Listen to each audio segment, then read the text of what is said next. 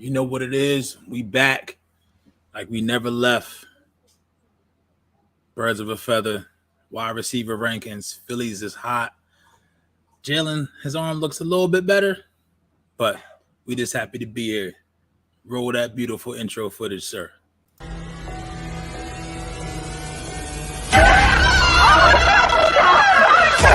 Let's go!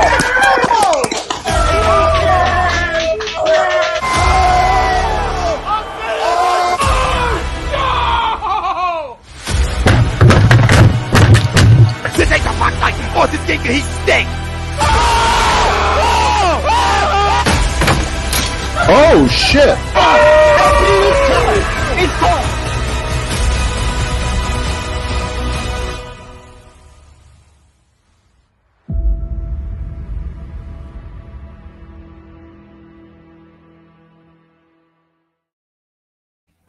Yay, ladies and gentlemen. This is Birds of a Feather on A2D Radio, brought to you by Manscaped. Get 20% off, plus free shipping with the code A2D at manscaped.com. That's 20% off, plus free shipping with the code A2D at manscaped.com. It's time to throw out your old hygiene habits and upgrade your life. We are live on Facebook, Twitter, YouTube, Instagram, and on Apple Podcasts or wherever you download your podcast. So if you're listening to us live right now or downloading us to listen on your commute, we appreciate the support as always. We're back, like Pete said. Your boy Chuck's here and Mr. Pete Evans. What's going on, brother? How are you? Coolin', brother. Happy to see you back. Happy to see you and the fam in good health. Thank Everybody, you. I think this prom season had everybody feeling like maybe COVID was going away. It ain't going down without a fight, that's for sure. Not so fast. COVID, yeah, y'all had COVID on the standing 8 count. If anyone's wondering why we were gonna do a show, we even had the promo out at 8:00 on A2D socials, but the last minute I got a my wife went down with COVID. She wasn't feeling well. It turned out to be COVID, and then over the ensuing days, the little boy got it, and then I got it. So we've been sick. We've been sick for the past couple of days, but we're getting back to good health. I'm back up, so we appreciate the support. We apologize. We had to do a last minute cancellation for the show for all you who were wondering where we went, but we're all good and healthy. And Pete, I know you've had some sicknesses in your family too, and glad everyone's on the mend. So for everyone else out there that's feeling there's something going around aside from just COVID. COVID's going around still, but there is some type of virus going around people. So like for those of you who are sick, getting sick, recovering from being sick, we wish you good health. Take care. Just be careful out there and drink fluids. Be as healthy as you can. Absolutely. But we've got the same show we were going to give you last week. We've got that today. We're going to give you our wide receiver rankings. We're starting off our positional rankings, the annual positional rankings we do on Birds of a Feather, and it's always a good discussion. So be part of that discussion. All right? Let us know. What do you think of our rankings? What are your own rankings? How would you rank the top 10, top 15-ish wide receivers in the league? There are so many good ones. It's hard to narrow them down, and it's hard to really it's good for discussion, but when it comes down to it, it's really hard to argue against a lot of these because there's so many good ones. It depends. A lot of it is subjective. So it'll be very interesting to see where we agree on, where we disagree on, and we'll see what they agree and disagree on. So as we get into it, our sponsor for this segment is eXp Realty LLC. If you're looking to buy or sell a home, looking for a change in career brokerage, contact Alan Foy of eXp Realty LLC at 302-682-8820 or visit him at allen.foy at exprealty.com. And we're also brought to you by BetUS, which is the leading online sportsbook who has been in the market for over 25 years. Our poll question tonight, guys, which is brought to you by All Campus, the home of A2D Rank Booth. If I can find it, I have it here somewhere. There it is. Cooper Kupp is the best wide receiver in the NFL. Agree or disagree? We want you to give your answer to the poll question. And as we go along with our rankings, you will find out where we rank Cooper Kupp. It'll be very, very interesting. So we won't answer it right off the bat. We'll let our rankings, our list, tell the story of where we think he should fall. But yeah, let's get on with this. Let's get this going now. So, we got Jake here. Before we get started, we got Jake saying, "What up, boys? There's something going around for sure. I was sick last month. Good to hear you guys are better. Thank you, Jake. Thank you. Povia says, "What's up?" He agrees to the poll. Devante is a question mark in a new spot. Gotcha. Okay. So as we start this discussion, I want to make it clear how I did it. I don't know how you did it. Your criteria, we didn't really make that clear. But as I start to do these every year, the way how I base it off of is I go with the mindset of who would I have? How would I rank these wide receivers going into next year, going into 2022? Who would I prefer? So it's not just about what they've done lately. It's about who would I rather have right now for this season. So if I feel like someone had a good year last year but is on the downside, you might see them fall a little bit. Or if I feel like someone is primed to take the next step in their development, you might see them higher than what their stats showed last year. So it's not just based on past accomplishments and stats and numbers. It's based on projecting forward in 2022. We get a lot of confusion about that, so I want to make that clear as we go forward. Pete, how did you do it a similar way, similar criteria? I'm actually making a last minute switch to my rankings right now, to my tiers as we talk, because you bring up a very good point. I did it similar, but some a little different.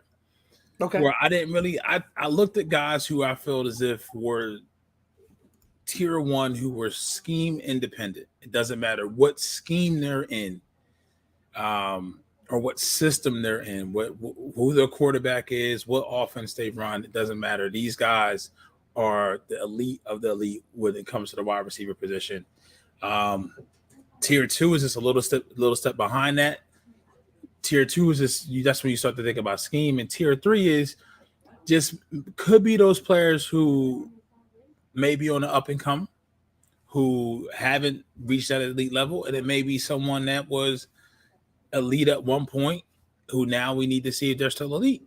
So that's where how you said it, where they may have taken a step back, or what, not so much recency bias, but just where are they stacking up now going into the 2022 season. And that's kind of how I looked at it. So that's where I'm at with it. But so it is similar a little bit. It's similar, but it's similar but different. But it's similar. It is probably 80% similar. Gotcha. So maybe with that 20% difference, we'll see ever slight differences in opinion, or even more so in how we rank these guys. So let's get to it. Let's I know both of us, we did this in tiers, and then I'm assuming you ranked, for conversation's sake, you ranked them within each tier. Or did you just I have three now. Before the show started, I had 3, 5, and 3. Now I have 3, 4, and 4. 3, 4, and 4. Okay, I'm going to adjust that so that I. And for those who are watching along, we're going to do this a similar way that we did the our draft rankings. I have a Word doc up. I'm going to share with you guys, and as we go along, I'm going to fill in the blank so you can see and keep up. I went 16 deep because I'm not as decisive. I couldn't I couldn't disparage as much as I couldn't separate as much as Pete could. So unfortunately, I have I have a little bit more within each tier. You can say that's good or say that's worse, but it is what it is. I went 16 deep, but 3 tiers for me as well. So why don't we do this then? Since we have 3 tiers, let's go tier by tier. Okay, let's read off your tier 3. Mhm. All right. Well, let me share the screen first. We can get this up. All right. Okay. So, give me your tier 3. So that would be rankings 8 to 11. How do you have that? Well, so the tiers, see, fam, the tiers are not in any particular order. And this is Chuck's has been on the tier thing for a while, and I would try to rank, but I kind of felt like when it comes to the wide receiver position, they were so close together. It's almost like splitting hairs when it comes to tiers. So I figured I roll with the tiers. I don't know. We just had a comment coming at 844 on the YouTube side. Thank you, fam, for rocking with us. I don't know what that is as far as the screen name, but shout out to you. This description right here are there hooligan fanatical fans in American football and basketball like Europe, and Europe smoke flares are thrown, chairs are sometimes burned to beaten. I don't like basketball, but American football, you just described the Bills Mafia. That's all I'm gonna say. That's Bills Mafia all the way. They were actually at the Capital One the match last week.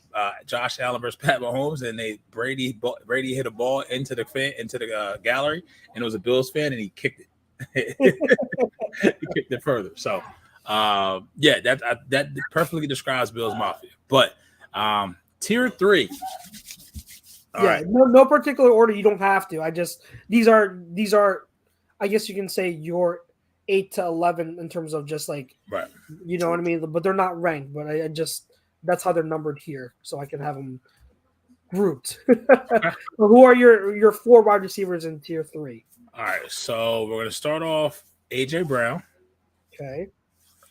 CD Lamb,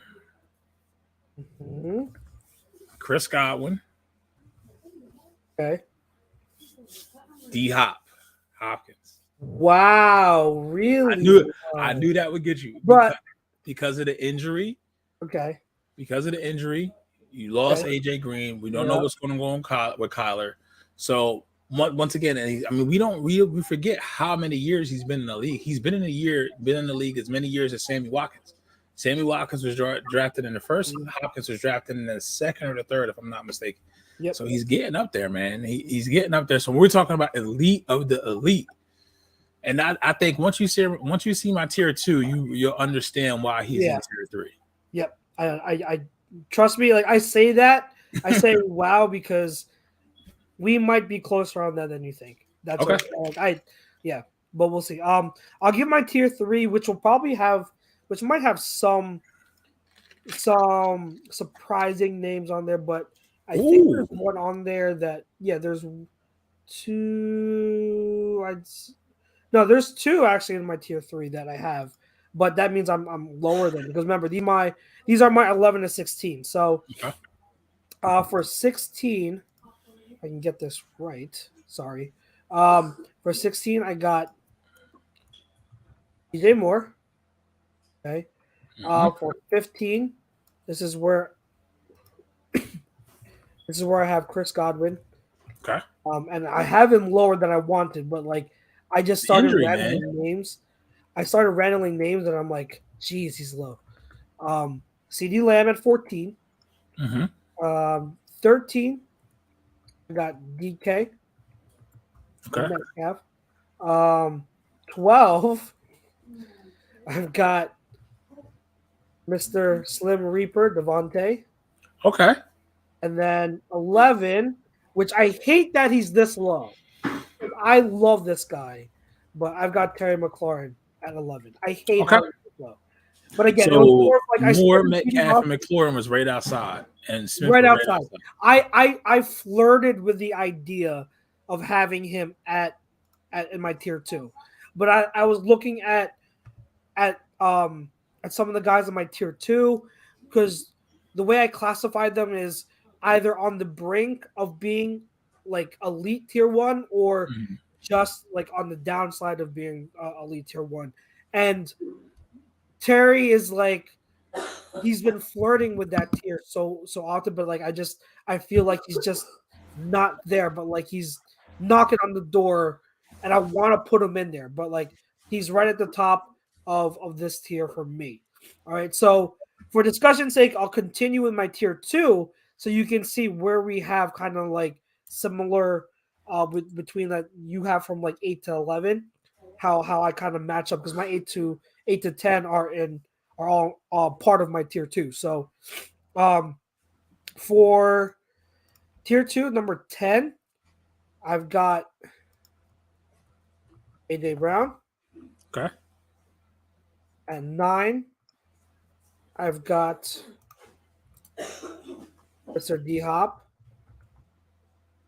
So I'm a little bit higher, but we're in that same range. Mhm. Number 8, I've got Mike Evans. Number 7, I've got Mr. Stephon Diggs. Number 6, I got, and these next three are the three that are knocking on the door. They are so close to being tier 1. So, and I pretty much grouped them together, but even though like they're 4 to 6, they're even with each other in my book. I got Justin Jefferson at 6. At 5, I've got my boy Debo, and then at 4, I've got Jamar Chase. So those are mine. I need to make this more even. So I'm going to take out 15 and 60 just to make. There you go. Okay, so that's my tier 2. All right. So who do you have at for your tier 2? And then we'll discuss. All right. So tier 2 for me. This is where we start to go to the fork in the road a little bit. Okay. Not so much. It's all right. So Stephon Diggs, we share that. Okay. Stephon. And this is no particular order. No particular order. Yeah. Okay. Stephon Diggs. Jamar Chase. Okay. Deebo Samuel. Oh. Okay. And Pole Boy. Who's Pole Boy? Who's our poll question tonight? Oh! Yes. Wow. Okay. Uh-huh. Well, okay. Well, all right. Hold on.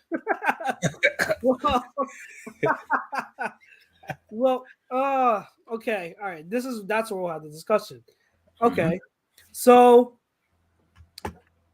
we agree at Chase, Debo. I don't see Justin Jefferson. Oh, wait, hold on. He might be okay. I'm not shut up for now. But Jamar, Debo, and Chase, we agree on that. I forgot about Mike Evans. Mike Evans, I try to think of people that were under a certain age. Yeah.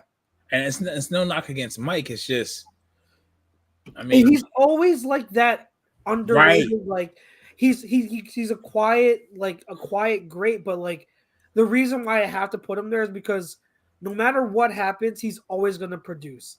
He always just produces. He's going to be a Hall of Fame. He's on the verge of having a Hall of Fame career.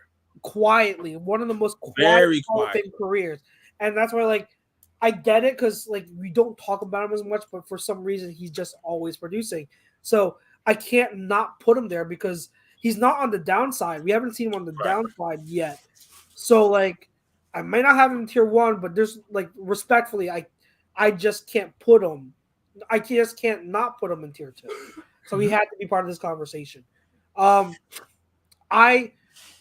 With D-Hop, it's that same range. Right. I put him a little bit higher, I think, because I think when he left that Cardinals offense, they really were hurting. Like they took a huge step back. So I think that shows the value of what he brings to the table. So because of that value, I want to give him the benefit of the doubt a little bit and leave him in tier 2. But see, this I pose that. See, I looked at this like, who would I want on my team? Yeah. See, so where you have Hopkins at, right? You can not just make an argument, but if it was player for player, out of your tier 3, how many of those players if you can draft, are you drafting before Hopkins? For this year, I mean, Devante. I guess Devante, but like, it's a good way to frame it. Right. Like, I still think for this year, DeAndre Hopkins will be better than Devante. Okay. But I think if you're talking about beyond this year too, like if you're talking about like with the next 2 or 3 years, Devontae will overtake DeAndre. I think like DeAndre is going to start hitting his downslide. That's why like before this year, DeAndre Hopkins is a tier 1 prospect. Oh yeah, Tier 1 not prospect, tier 1 wide receiver. Mm-hmm. But because of this year, now he's in tier 2. This is where he hit his downside. But like I've always been a huge fan of D Hop. Like ever since his rookie year, I was like, this guy's gonna be elite. So it's tough for me to let go of that because I still think he balls, and he's one of those wide receivers that his strength isn't in separation. His strength is in his ball skills, his hands. So when he's covered, he's open. Yeah, he's always open. It doesn't matter if he's covered. So I still give him the benefit of the doubt. I still think that I would go D-Hop for this year, and that's why I still rank him higher. But if you're, like I said, beyond this year, if you're including beyond this year, it's Devante.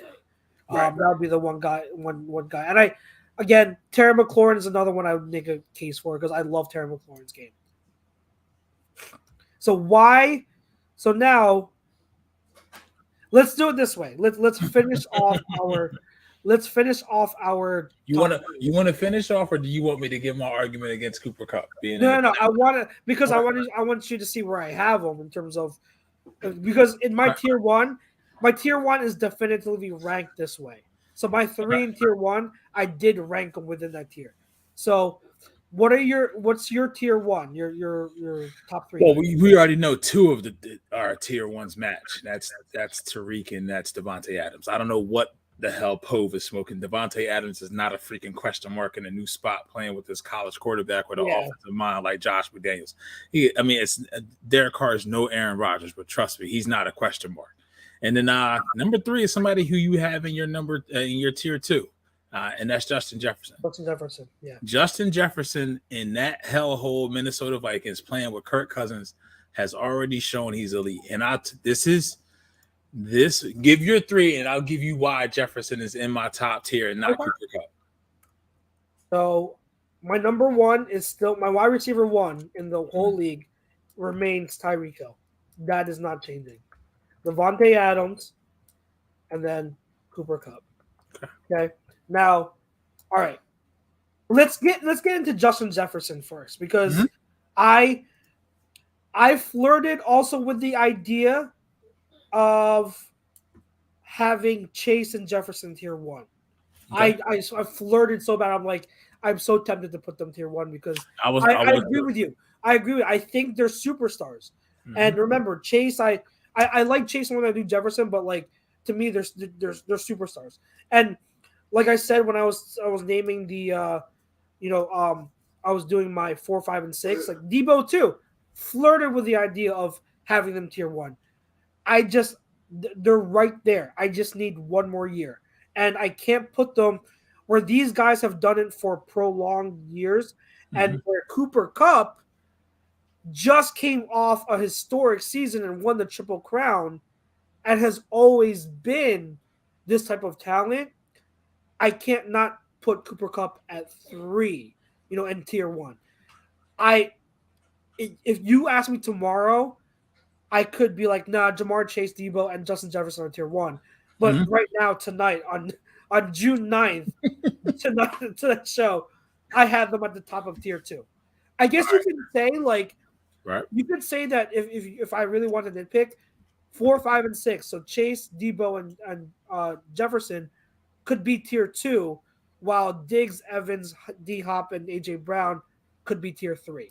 So I could technically separate those, even further if you ask me. But like, I agree with you with Justin Jefferson. I just want to see one more year, and the same thing with Jamar Chase. Like, I want to see consistency before I put them into that top tier category. I need to see it year in and year out. And with Justin Jefferson, like that rookie. I know he's done it 2 years now, but his rookie year, I felt like Adam Thielen was still the number one guy, whereas last year he finally took over and being the number one guy.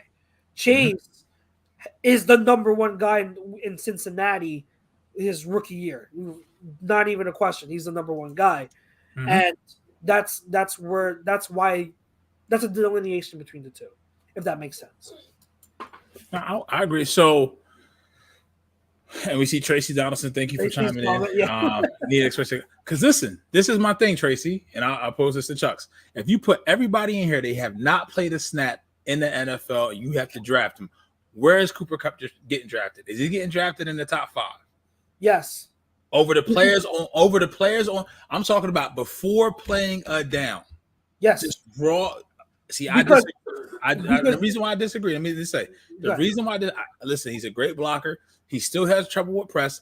The guys in my top tier, they can beat press, they can beat man, they can beat it all. I'm not saying Cooper Kupp cannot, but if you give me Justin Jefferson in the LA Rams offense with Sean McVay, you give me Deebo Samuel in Sean McVay's offense over Cooper Kupp, everybody else is going to put up the same numbers. That's similar numbers are on this list. That's my only thing with Cooper Kupp. That's it. That's when I go athlete for athlete compared to Devante Adams, Tyreek Hill, Justin Jefferson, and even, you know what, really Jamar Chase should be in my top tier because we've never seen nobody do what he did as a rookie. As a rookie, he's on another level. There's no way anybody in this chat, you included, could sit here and tell me if I can draft Cooper Kupp or Jamar Chase, I'm taking Cooper Kupp over Jamar Chase. I personally wouldn't. Yeah, right. I'm going to say athlete for athlete. That's how I really approach this. I looked at, all right, who are the 10 best players at the position, regardless of situation, regardless of QB, regardless of scheme. Now, Cooper Kupp is right there. He's 4A, 4B with Jamar Chase. I just think the guys in my top 3, Cooper Kupp just doesn't give me that what the other 3 guys can. That's all I'm saying. If you go look at the second touchdown in the Super Bowl, you see what I'm saying? If I have Cooper Kupp against Pat Surtain Jr., if I have Cooper Kupp against, give me 101 man press coverage against even give me Darius Slay, give me the top 5 corners in the league, and you give them 10 plays, how many plays out of those 10 is Cooper Kupp going to catch the ball and make a play? You see what I'm saying? That's how I approach it. I see what you're saying. I respectfully have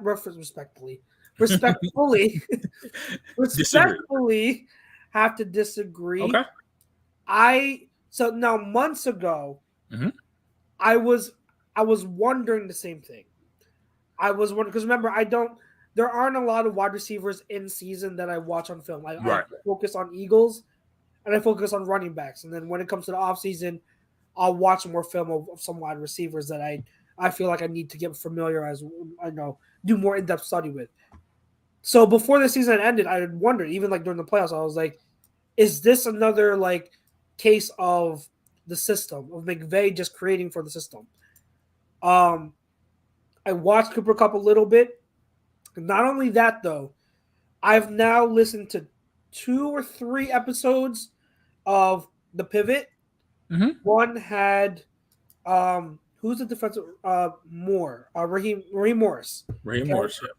I listened to another interview, another episode where they had another Rams guy. And then I just listened to I Am Athlete with Deshaun Jackson, who was there this year. They were all asked about Cooper Kupp.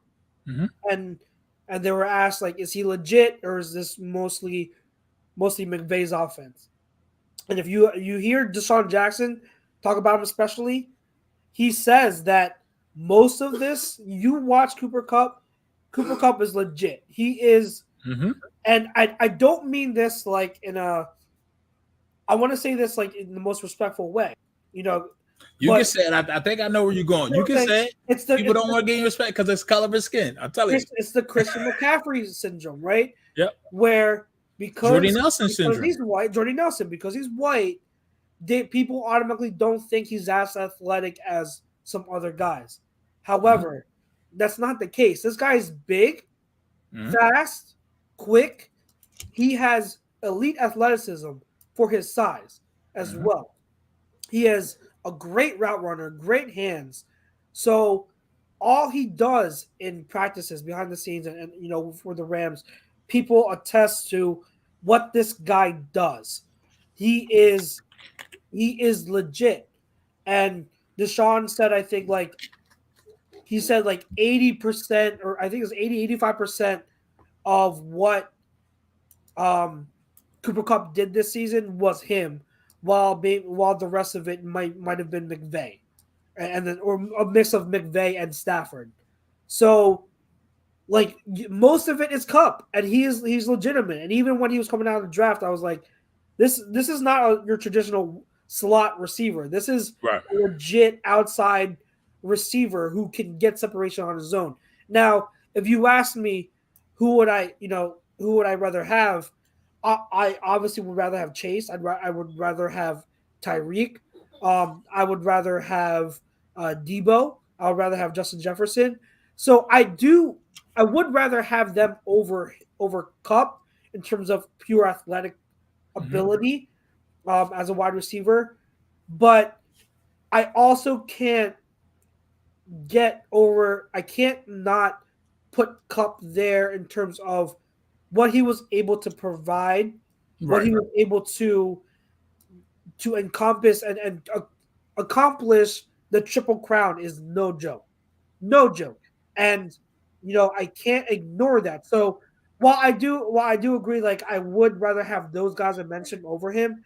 Mhm. I think I still have to have him in the same conversation. He Yeah, has no, to be in the and that's very well. Like, I'm not saying that he's not legitimate. For me, he's just, and your answer right there, like Brian Daly says, he says Cooper Cups, he agrees with the poll question. Me and you both disagree that he's the best wide receiver in the league. Yeah, Like, we disagree. He's not the we best. disagree. I Yeah. mean, he's very, very, very good. Very, very good.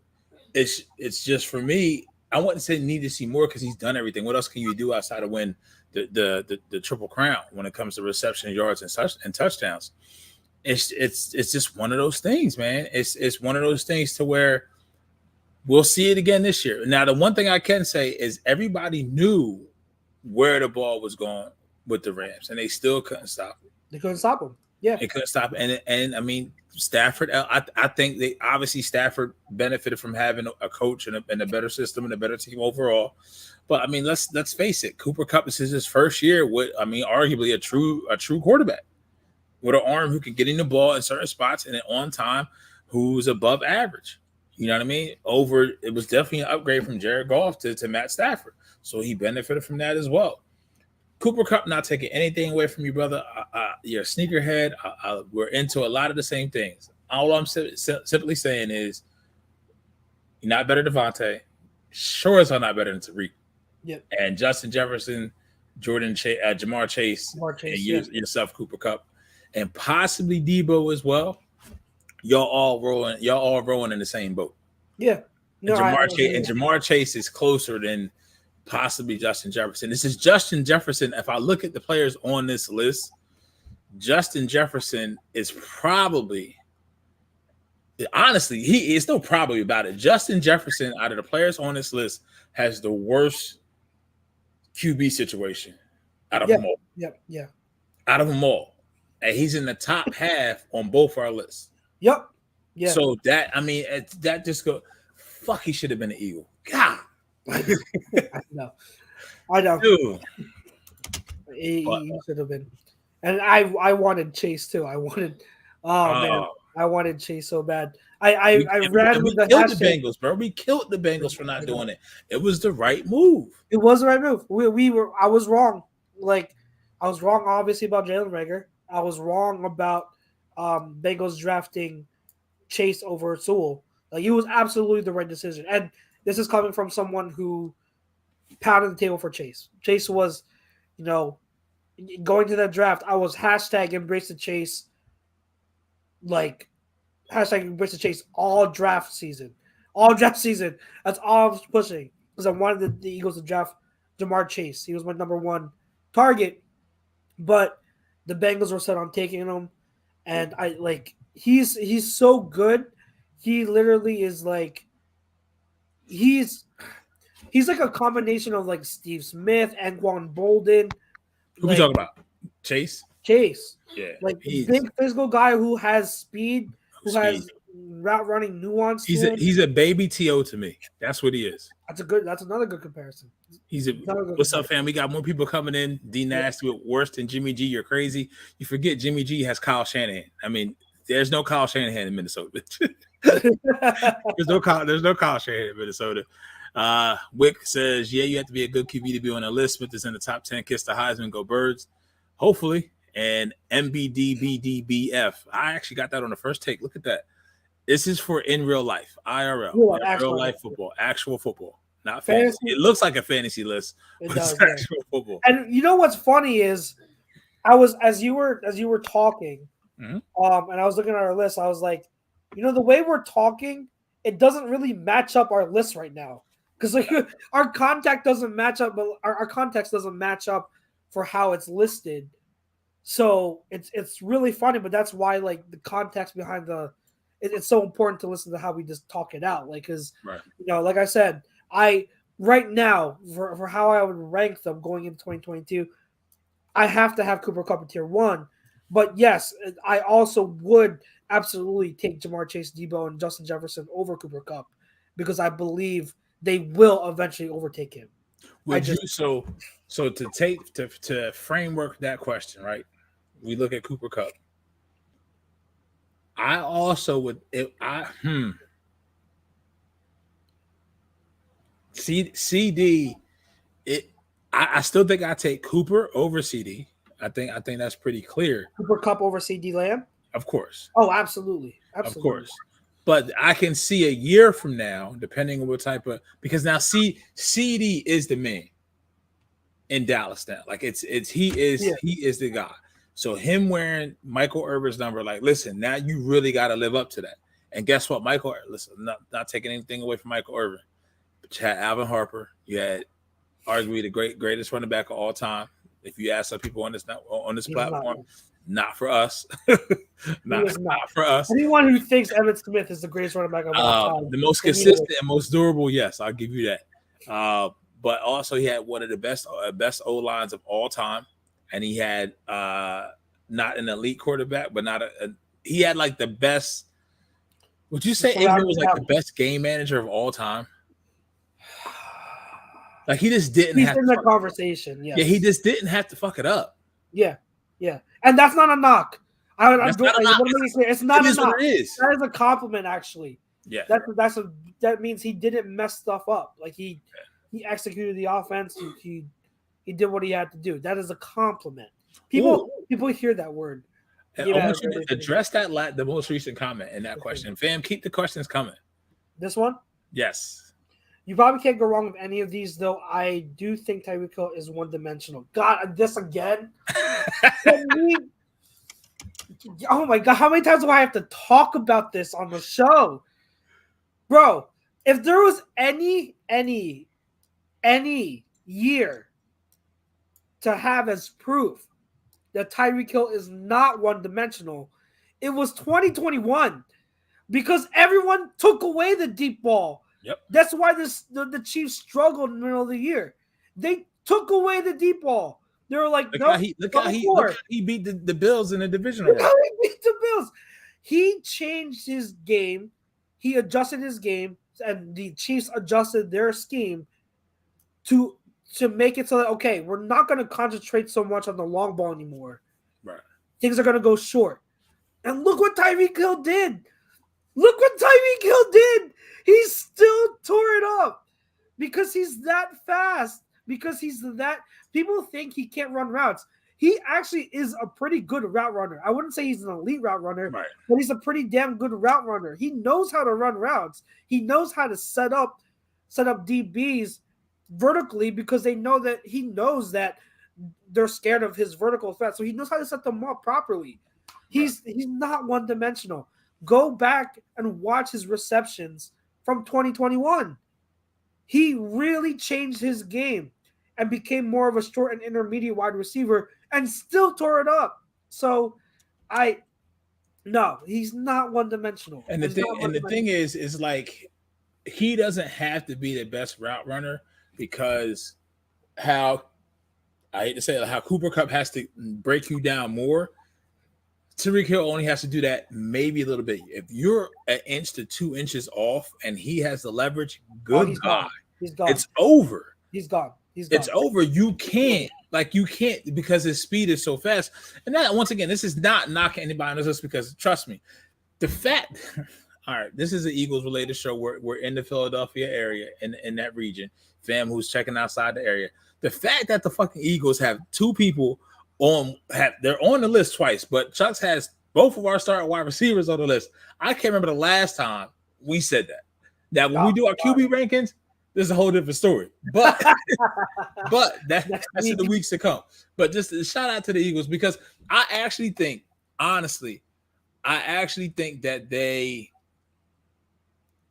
what the Bengals did in getting Chase and seeing how that paid off kind of led Howie to do what he did. Give your young QB as many weapons as possible. Yeah. And I mean, BDBF says it's so great. They didn't want to pay. Wait. But wait. What about Devante then? Devante's so great. Green Bay got rid of him. And they should have got way more.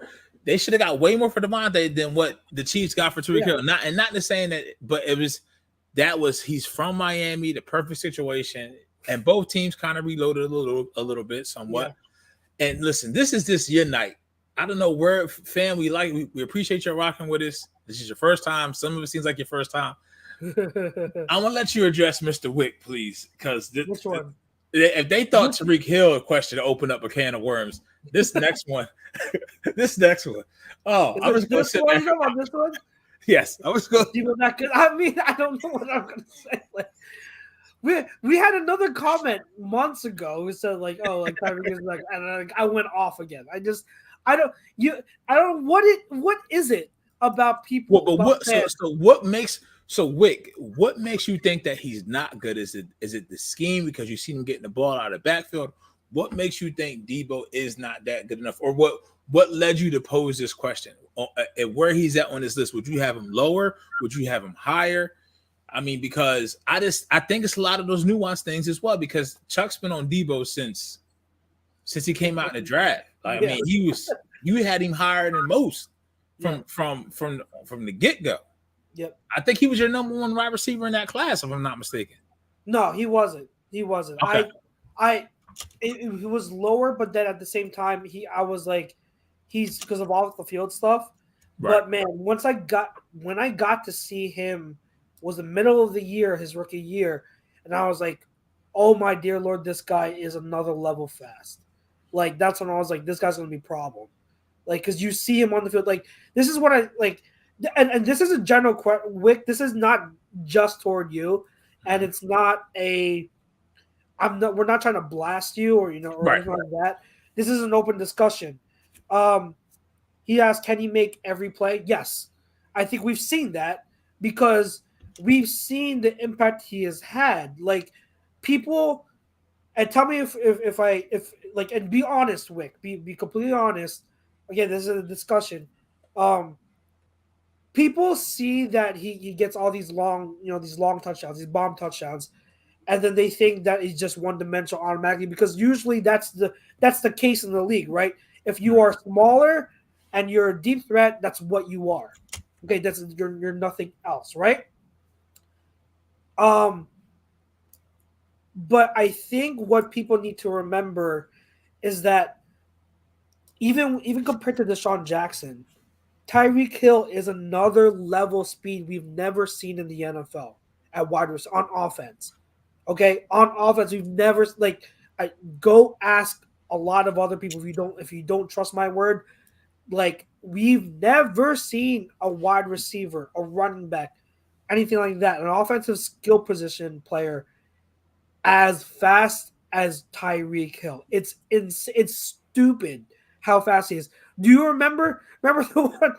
What was it? The one there was someone 2 or 3 years ago. A Chiefs running back who was taking it to the house, and Tyreek was like 25 yards behind him. And beat him to the touchdown. Like he beat him to the end zone. It's insane. Well, I mean, he literally just challenged Usain Bolt. I mean, that's not, and Hussein should win because his gait is longer. But if Tyreek Hill was Usain Bolt's height, oh God, my God, it's insane when like you see it.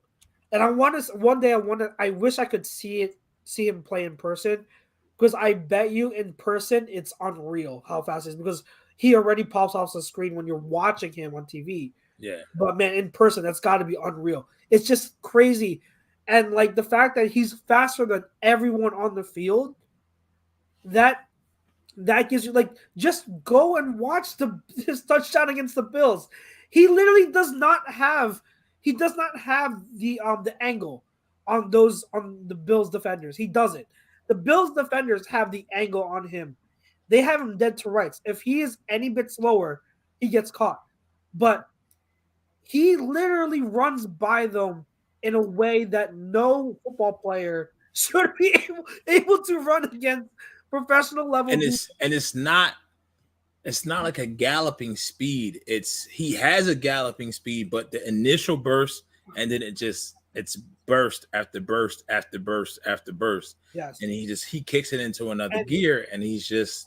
And I'm telling you, like, if you know anyone that has access to Game Pass, or if you're able to get any type of game film, go watch him last year run routes. He is not a bad route runner at all. I'm telling you, like, he is underrated in that department. He knows how to set up DBs. He's gotten that much better at it. Like, he's a lot better at being a traditional wide receiver than people give him credit for. And so, like, I think people see Tyreek Hill, and they're like, oh, he's just a speed guy. And so they prefer like your traditional wide receivers and great route runners like Devante, Cooper, Chase, Justin Jefferson.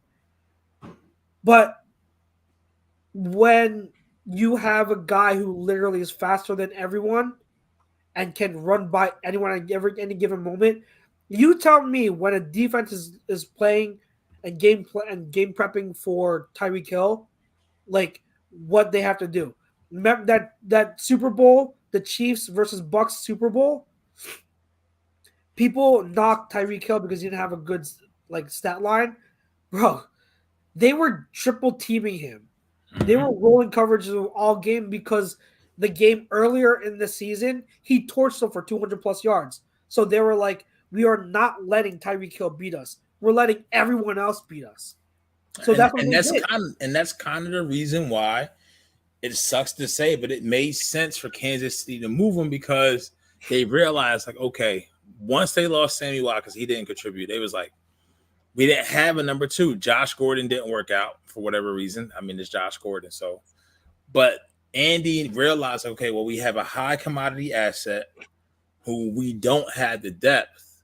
And we can kind of see what happened to us when we got to the AFC Championship game. Like, you know what I mean? We're playing a team who's the exact opposite. So they obviously don't have a player's dynamic. I mean, Jamar Chase is out of this world. I don't think he's as dynamic yet as a Tyreek Hill, but they still had Tyler Boyd. They still had Joe Mixon. You know what I mean? So they played a more balanced offense at the wide receiver position, and they got sent home. So it's just like Tom says, Hefe says, he says a ton of great wide receivers in the game today.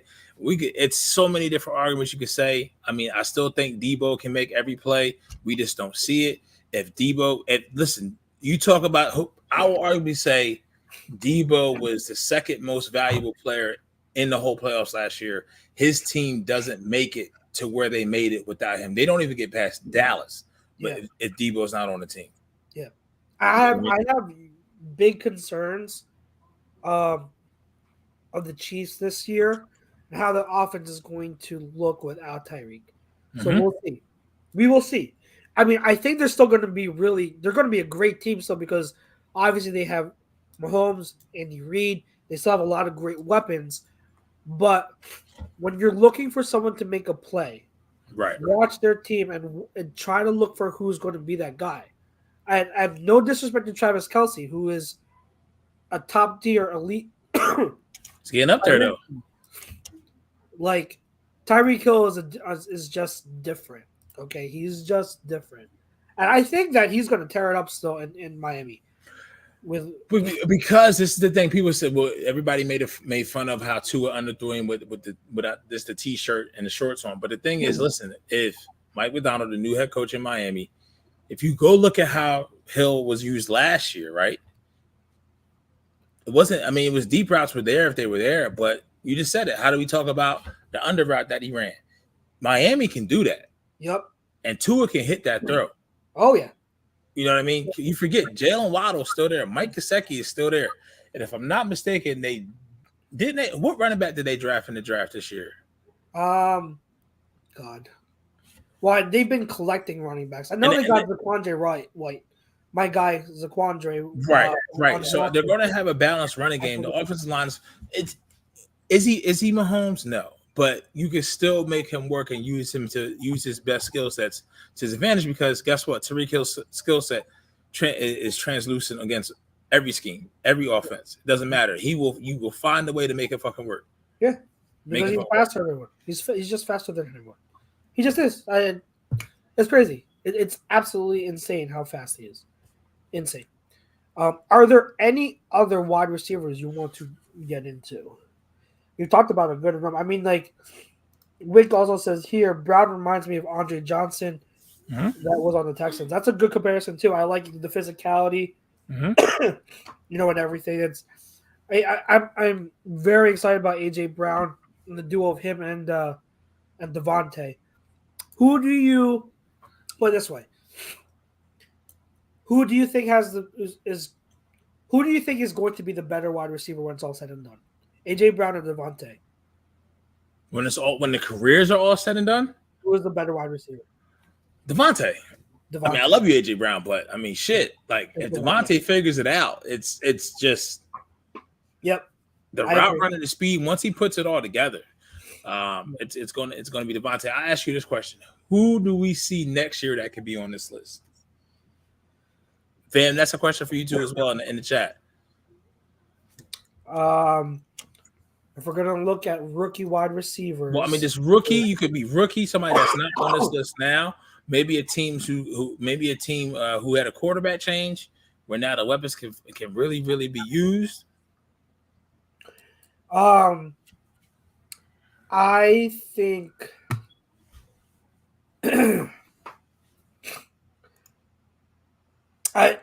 Brandon Ayuk. I think Brandon Ayuk has a chance to crack top 3 tier. End up in tier 3 when it's all said and done. I know Jamison Williams is another one. I was going to say him too. I am very interested in George Pickens, but because it's so crowded there and they have a rookie quarterback, I can't say him yet. But the fact that he went to the Steelers, and the Steelers have a rep for when it comes to drafting wide receivers, that Pickens really intrigues me. So, but I'll give you one. So you said Pickens, you said Williams. I mean, maybe Christian Watson in Green Bay. I don't think so. I disagree with that. Maybe Sky Moore, but Tracy Donaldson just took mine. Where is it? Jerry Judy. Yep. We've been waiting. Now you got Russ. Yep. Now you got Russ. We're going to see this year what Judy can do with also the boy. His name is escaping from Penn State, who tore his ACL, the speedster. It wasn't KJ Hamler, was it? Yeah. Is it? Okay. Yeah. And they got the other they got Tim, is it Tim Wright, Tim Patrick, somebody like that. Journeyman. But Jerry Judy, I think this is his year. It means ideal situation. I definitely think he can make this list. Shit. I'm trying to think who else. There's literally teams I'm thinking about, and they're not even close to having a wide receiver that will sniff this list. That is a shame. The Texans, nobody. He says McLaurin. McLaurin's on my list. So Hey, McLaurin's on the list. He's on Chuck's list. There are two separate lists, fam. There are two separate lists. Chuck's list went a little deeper. Metcalf was on his list as well, and DJ Moore, he had him on the list. We had to take him off because it's making the screen look all funky. Yeah. I'm trying to think who else. I really think Ayuk is going to have a great year. I think he's going to take that next step. There's literally I'm literally thinking about teams and they're not even close. I mean, decent teams like Cleveland Browns don't really have anybody as far as wide receiver. I mean, they Cooper, but I mean, they don't have anybody young and upcoming. Shit. The Jets. Maybe Garrett Wilson, maybe Olave. You look at the rookie wide receivers. Garrett Wilson, we forget about Garrett Wilson. Garrett Wilson, who's the wide receiver that the Jets had last year? Oh, hey. Elijah Moore. Elijah Moore. Mm-hmm. Second year wide receiver, I think it was definitely. Elijah Moore's. He's like a new version of like, I don't know, Golden Tate, Doug Baldwin. He's gonna be so good. Yeah. He's gonna be so good. Yeah, those are some good names. A lot of those names I have on my fantasy team, so I really hope that they break out. I have Judy. I have Elijah Moore. Robert Woods is another one. He's got to see how he bounces back from the injury, but he also has Traylon Burks there with him now too. So that's a kid if he puts it together. I actually low key, Don hasn't been in here, but I mean DJ Chark and Jamison Williams as the Detroit Lions wide receivers. I like that. Don't forget St. Brown. St. Brown, yes. No, there's two St. Browns in the league. There's Amon-Ra St. Brown, and then it's the Quinius St. Brown. He just good timing. It's Amon-Ra St. Brown on the Lions. Equinemius was the one that was a former backer. But yeah, Amon-Ra St. Brown came on last year, so he can. We'll see how they use him and going into this year if he's legit. But a lot of good wide receivers, man. A lot of good wide receivers. And here's another conversation to have, all right? And we were talking about this, and after this, we'll get into no huddle. And we got some Eagles topics to hit on too. But there has been, over the past several years, as everyone knows, an influx of wide receiver talent in the draft. There's been a lot of great wide receivers that come in, a lot of great young talent. And that's another reason why you're also seeing guys like Devante Adams and Tyreek Hill go elsewhere, because teams don't want to pay them because they can just draft a wide receiver. I think you'll find a good one throughout the draft. Where do you think the position is going, Pete, in terms of the multi-year outlook?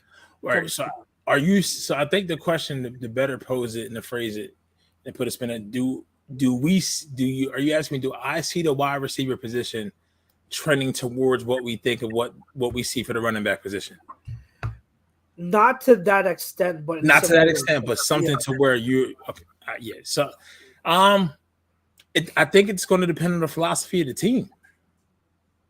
I think you see a lot of teams now who, like the Eagles, like the Raiders, like the Dolphins, but the Dolphins kind of did it both ways. They drafted Jalen Waddle, and then they found a way to make their team better and get a proven commodity. I think you're going to see teams, if it's the right situation, they're going to want the proven commodity instead of drafting a wide receiver.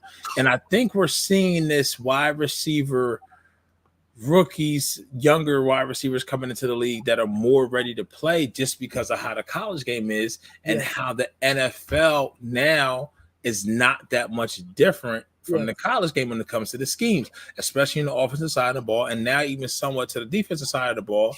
And it's obviously bigger, faster, and the cream is still going to rise to the top. But the cream of the college and college football is ready to contribute day one. So it's just like, I think Green Bay is still going to constantly do that. I think Pittsburgh's still going to constantly do that. They're not going to spend big money on a free agent wide receiver. We see Tennessee may not do that, but you're still going to have your teams that, you know what they're going to do? They're going to be like this. All right, you don't want them? Yeah.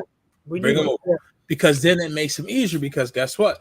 Teams that may not be as good at drafting wide receivers, Eagles, but guess what? We got fucking offensive linemen growing off a damn fruit tree.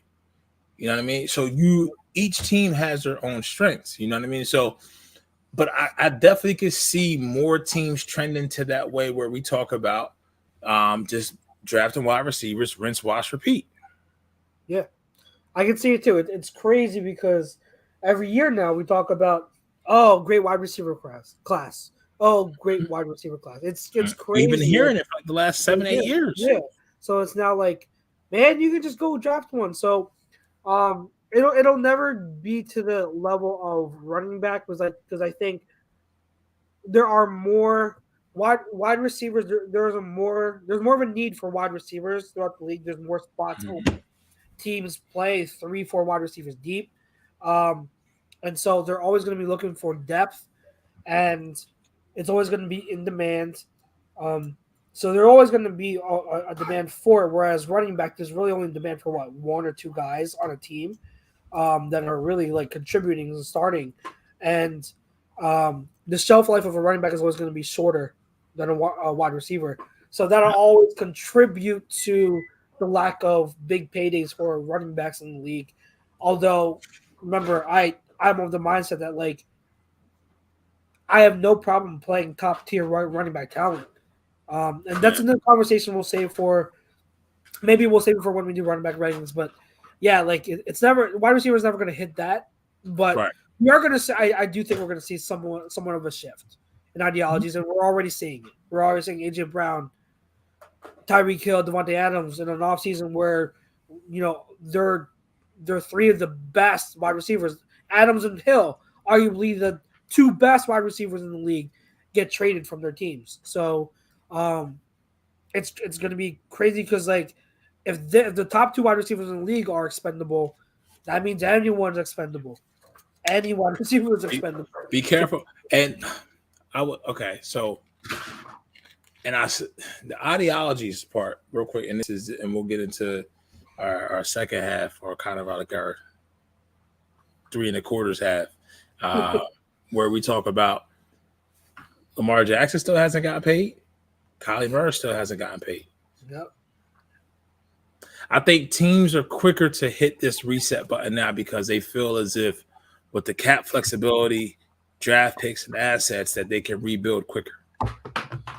So I don't think owners now and GMs now or teams are scared where they feel like the players had them bent over. You know what I mean? Yeah, I hear you. My son's trying to grab the microphone. So when he wants it, he's gonna start fussing. But yeah, here, you want to say hi? Who's the best wide receiver in the league? Who's the best? Say Daddy. No, Daddy plays running back. Daddy plays running back. So let's get it. So great conversation about wide receivers. Mm-hmm. I think we ended up agreeing for the most part, but we had really good differences there. Good discussions. Fam, thank you for chiming in. If you still want to answer the poll question, by all means, let us know what you think. Continue to let us know. We're going to get into the last segment, which is No Huddle. And we've got several topics for you, definitely. Before we do that, a word from our sponsor. Who we got for No Huddle today, Pete? No Huddle. We have Orion Public Adjusting. Do you have damage to your home or property? Orion Public Adjusting may be able to help. Don't fight your homeowner's insurance alone. Contact Orion Public Adjusting at 813-564-3364. Located in Florida, Pennsylvania, and also 13 other states as well. So, Eagles news. Let's get into real quick. Two bits I want to talk about, and then we'll get into other stuff. But the first one is there's a lot of, I think sometime early last week, there was a video that surfaced of Jalen Hurts' release. The release? He's a little bit tightened up. Yep. And we've been hearing stuff out of camp. Nick Sirianni talked about how he's seen a difference in his ball. It's there's more of a spiral. It's a little faster. His release is quicker. If you watch the video of the release and the comparison from last year to this year, it's very subtle. You have to really pay attention, but there is a slight difference, and there is a quicker release that I see. For me, I need to see that being implemented in the game, though. Practice is one thing, but you got to show me you can still revert to that muscle memory when the game is on the line. So I got to see during game situations, but how much stock do you put into that? Do you think Hurts's release has improved, and do you think it's encouraging that his ball might be a little tighter this year, or is it more of a wait and see for you? So I like the approach that he's taken to make the ball pop more. Like if you look at a pitcher, sometimes you just got pitchers that has come in and they can just throw heaters, right? And then you got other guys who the speed is subtle, and it just kind of explodes at you, just gets on you faster. And what Hurts, I think what he's doing, and he's going back to like, okay, I can't revamp my whole motion. I don't have the time to do that. That's not time conducive to what I got to play football, and I'm a starting quarterback within the next 6 months. But what he's done is I think he's taken out the wasted motion. He's making his motion more efficient, which means the ball is more efficient. It's kind of this adage in golf. I mean, honestly, I can swing as hard as I want, right? But if I don't hit the center of the club face, my ball speed, distance, and everything is going to be affected. So if I swing a little slower but make center face contact, ball flies farther, it comes off the face hotter. It's kind of the same thing. So you make it more compact. You don't have the wasted motion. You make it more effective in your motion. Natural it's going to come out with a tighter spiral. And just by having a tighter spiral, it's going to travel through the air a lot easier against wind resistance than what he was doing last year. But like you said, what's going to happen when it's game action? I heard today, he was like 14 and 16. They're playing 7-on-7 drills. And a lot of these completions is where he's extending plays, running kind of underneath with some throws. So you can't just get rid of it all. That's why we had these OTAs, and now I think they're off until training camp, which is the 3rd week of July. So they have about 3 or 4 weeks, maybe 5 or 6, closer to 6 weeks, but they don't have any football. You know what I mean? So hopefully he continues to work on his game. That's the one thing about the kid that we all said is a leader. Now, hopefully this leader and his work ethic can translate into results on the field. But I like what I've seen so far. It's more accountability than Carson ever showed. I mean, Carson was a more natural talent, but it's more accountability than Carson ever showed in trying to fix his flaws. And obviously, it was just 2 OTA practices, but it's a start. It's a step in the right direction. Yep. No, I agree with everything you said. I hope it sticks. That'll help. It's not the only thing that will, as you see my son running on the bed, it's not the only thing that he needs to improve on, but it will absolutely help because, hey, every millisecond counts in football. Yes. Every millisecond counts. So that's very important. The other thing I want to get into, which was really funny, but not really that surprising, if you listen or watch the I Am Athlete podcast with Deshaun Jackson, you heard him say some stuff. I want to actually touch on this real quick. Brandon Marshall and Deshaun gave flowers to Jason Avant. They gave him his dues, and it was really cool to hear a guy like Brandon Marshall, who was one of the best during the time, give that kind of compliment to Jason Avant, who it was more like a role player. But when you hear him talk about it, he talked about a lot of the same stuff we know as Eagles fans, and why we appreciated Jason Avant immensely for all the things he did. So that was really cool to hear. I loved that. But you heard the famous quote that went viral was Deshaun telling the story about how McNabb said Deshaun didn't deserve or shouldn't have gotten that Pro Bowl nod. The double Pro Bowl nod. The double Pro Bowl nod. Now, it's tough because, again, I don't know the other context behind it. Mm-hmm. Because you think about it, it's just like maybe McNabb was saying more to the conversation with Vic and saying like, hey, like, I love Deshaun, but I know there are other great wide receivers that kind of got left out. Do you think that's where he was coming from? But that's the thing. Here's the thing. So, like, that's what I'm saying. I want to always give a chance to hear the other side of the story. Right. However, when you consider who it is, it's And a Donovan track record. McNabb. It's very difficult to give him the benefit of the doubt because that sounds completely like something McNabb would say. And the whole thing was surfaced again, and then you hear I thought it was a little funny because you hear now people say, "Oh, T.O. was right all along," and it's just like it took this to make you realize T.O. was right. T.O. was right not all the along. double DUIs that he had. Like you should have known that T.O. was right. And the other thing is that T.O. was right about McNabb. It doesn't absolve T.O. T.O. still was for his part that he played in. Huge faults in it too. I always found it funny how people played sides. It's like they were both wrong, including the organization. They were all wrong in the matter. There was nobody did anything right in that situation. Yeah, so I'm not absolving anyone of blame. But yeah, hearing that, it was kind of crazy, and plus LaShawn was there to kind of back that up, and not to say that that was the highlight of the show, because I watched the whole thing and it was a great interview, hearing all the stories that Deshaun told and Shady too, hearing two former Eagle greats on that show and telling stories was awesome to hear, especially for a show that's more of a national kind of thing. But yeah, your thoughts on Deshaun's quotes or on the show as a whole, if you watched it, what did you make from it? I mean, great content I Am Athlete always puts out, and then they switch their host in and out. Ryan Clark. I mean, if you go watch someone with Michael Beasley, it's just that was just a cry for help. So they hit you on that's a different show. Yeah. Is it? I thought it was the same show. Oh, it's a different show. They split. Oh, they split. Okay. They split. Yeah, I watch more of the Pivot, which is the one with Ryan Clark and Fred Taylor and Channing Crowder. Yes. I like that show more.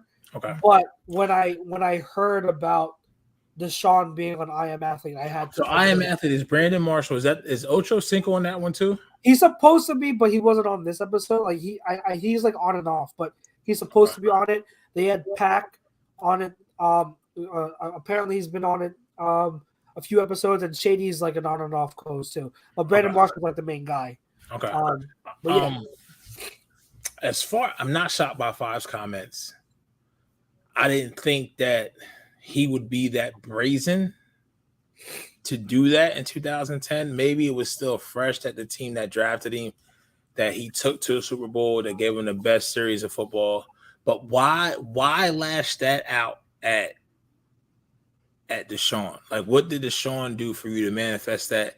Whatever you was feeling towards him, that's always been the thing with McNabb. You pick these battles and these hills to stand on when it just doesn't make sense. That was Deshaun's second year in the league. It was his 2009-2010 season.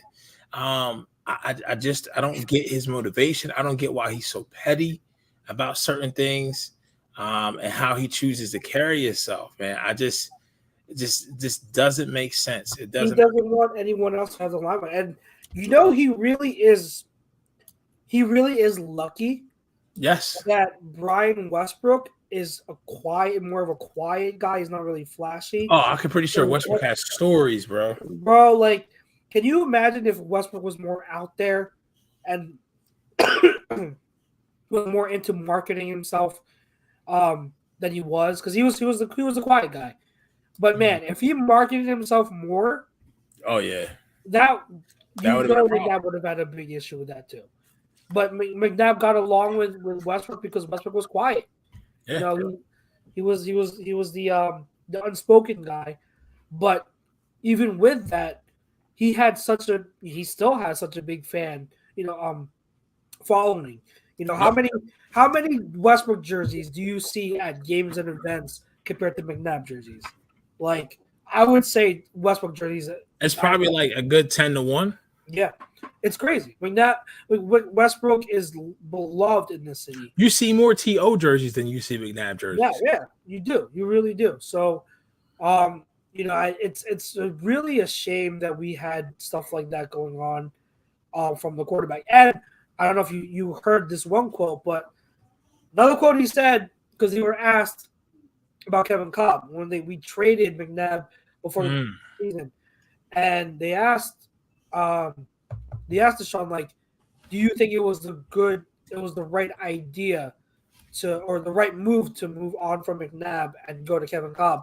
And Deshaun said in hindsight, it obviously seemed silly, but he said at the time it was the right move because McNabb was sort of the type of QB where he never took responsibility like the greats, where you had Tom Brady and Peyton Manning. They would always say it's my fault because right. But he said McNabb wasn't like that.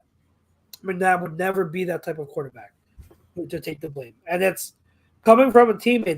That to me, I'm surprised that didn't get more of a spotlight than it did. That was an eye-opening quote too, for him to say that, and it's really crazy. It's the greatest quarterback in franchise history had that type of flaw. But now, see, he was the greatest quarterback and let's just be honest, he was the greatest quarterback at the most stable time of the Eagles. Yes. So, as time will only tell, if the Eagles can have stable head coach, stable front office, stable scouting. Now, I mean, obviously, the front office this year, I don't know if fans out there haven't been paying attention, has been I wouldn't say shambles. It's been a complete shakeup of front office department, scouting department. than this year.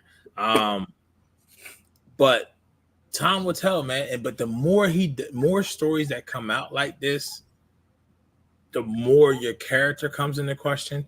Encompass that with what you had with T.O., encompass that with the decisions that you made off the field with several DUIs. You feel what I'm saying? Couple that with the stories that we've heard of how when he was playing in the city, how he treated fans and how he was unapproachable out and about. You know what I mean? It just he gives off that vibe like, okay, I have talent, I'm the shit, can't tell me nothing. Yeah. You see what I'm saying? So I remember, and this is just like a small thing, but even I remember when they used to have the Eagles carnivals at the Link in August, and part of that you could buy a ticket to get an autograph signing from one of the athletes. So I got a ticket to get a Westbrook, Brian Westbrook signed item. Okay. So I was in line. I remember waiting in line. Westbrook obviously super nice. Every time I've gone to a Westbrook signing, he's been incredibly nice. But that was my first one I ever went to. He was so nice. But I remember looking over at the McNabb table, and he was just he was quiet, wasn't mingling at all. Like he was just signing and go, wasn't talking much. And I was just like, wow, really? Now I will say, to be fair, the following year when I went back again, he was in a better mood. He was standing up, having a laugh with people. So it might have been just one of those days. But that always stuck in my mind whenever people say he's not as approachable as you would hope he was, because we've and some athletes are just like that. I've worked in a sports company where I've had I've worked a bunch of athlete signings, so I know how athletes can be. It's not just I've heard it all, but you should have seen Plaxico Burress as a dick. Oh yeah. I used to work in a store in Central Jersey, up in the Bridgewater area, and the year that I worked there, it was so annoying because that was the year. No, I worked there for 2-3 years, but what during that time was when the Giants won the Super Bowl in that 2007 season. So we had multiple Giant signings at our store. Okay. One of them was Plaxico Burress. He was so mean. He was a dick, not friendly at all. One of the nicest Giants players was actually David Tyree, the guy who taught the helmet catch. Yeah. Super nice, super nice. Eli Manning, I wasn't there for the actual signing, but my coworker said he was very antisocial, very awkward. I mean that's just that, but that's where a book meets a cover. Yeah. That's where a book meets the cover, babe. One of my favorite signings, it actually happened on my birthday, was actually not a Giants player, but Ray Rice. Okay. It's taboo almost to say it now because of what happened, but man, like Ray Rice was super nice. All you can. Yeah. Oh God. Listen, I'm gonna tell you, in the height of Iverson in the early 2000s, I'll never forget. My boys used to work at this bar called 8th Street, and McNabb would come and he would just have a whole section off to itself, right? But then we would go to like Dave and Buster's. Iverson and his crew would come in to play pool, right? It was like 4 pool tables, I think, in Dave and Buster's, even to this day. They take 2, it's a gap. If you was on that final table, you was straight. You talk about the dude who had the keys to the city, to the keys to the area, was comfortable like that. Yeah. And then you got a dude who's a quarterback. Like this shows, man, when he referred to himself as the number 5 in his Eagles Ring of Fame, Hall, whatever you want to call it, that tells you all. That just shows you so much about the character of the man. It does. You talk about an Iverson story. Like Iverson, he has his flaws. I think we all know that. He's not perfect. There's definitely some questionable things about him. So no way am I saying he's a role model as a person off the court. So let's get that out of the way. But I have heard stories, and I have one of my own. Like there's one story where my sister and my brother-in-law, and it was shortly after my nephew was born.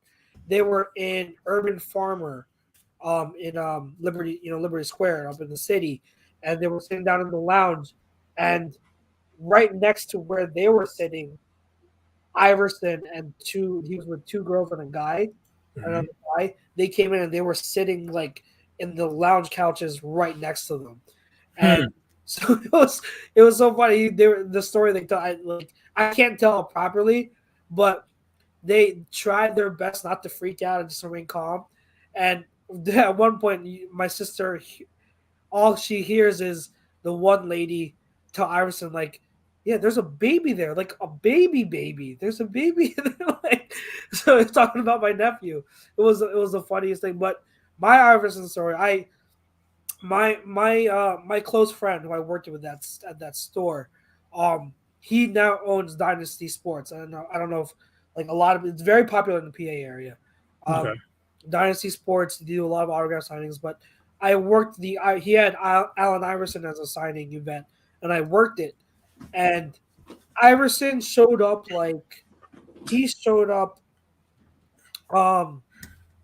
maybe an hour and a half late. So that was already rough. Like, CPT time. You had a lot of, like, the mall was packed. The line was huge out the store. So like with him being like an hour late, that was already bad. But he comes in the back entrance, and he's at the store, and instead of starting on time, he takes another half hour. He's like, "Oh, this store's dope." So like for half an hour, he's shopping around the store, and everyone's waiting on him. But he's like shopping around the store because he wants some stuff. And then he finally gets sat down. So it's like it's frustrating because he works on his own time. You know what I mean? Like he is who he is. But what I will give him credit for is when the signing started. He was completely engaging and very, very awesome when the fans did show up. Talked to them, cracked jokes with them. I remember he got on a call with his mom, and like he was like talking to his mom about the signing and like saying like awesome stuff. So like that's the thing about I've kind of heard about Iverson is though even though like he has his rough patches. Right.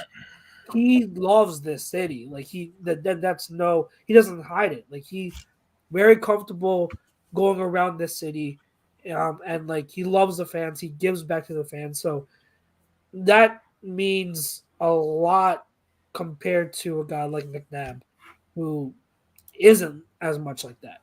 It's just night and day. It's crazy, and they play at the same time. Frustrating, bro. And Mary was there. Mary at the signing. She was she was taking pictures. So Really? so like, she absolutely could vouch for it. Like he was very friendly with people. So yeah, she has video of it too. She just said, yeah, it's crazy because like people were getting a lot of like customers were getting frustrated, but like as soon as it started, like you heard no complaints because he was so friendly. Once he's there, he's in it.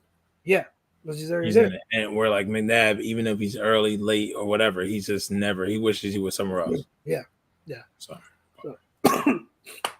Anything else you wanted to cover? I mean, Dominion came out tonight. Yes, we have tickets. I don't know if we're still gonna go, but I don't know. Are you excited for that? Yeah. I made the mistake of looking at something else, and I saw some early reviews, and not so appealing. But